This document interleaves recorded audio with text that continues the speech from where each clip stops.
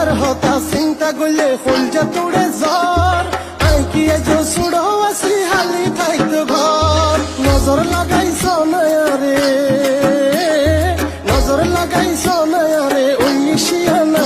কেন এলে আমার জীবনে আর কেনই বা আমার তোমার মায়ে জড়ালে? আমি তো তখনই ভালো ছিলাম যখন কারো মায়ে ছিলাম না। কাটার আঘাত দাও গো যারে তা ফুলের আঘাত সয় না, তোমার দিলে কি দয়া হয় না, তোমার দিলে কি দয়া।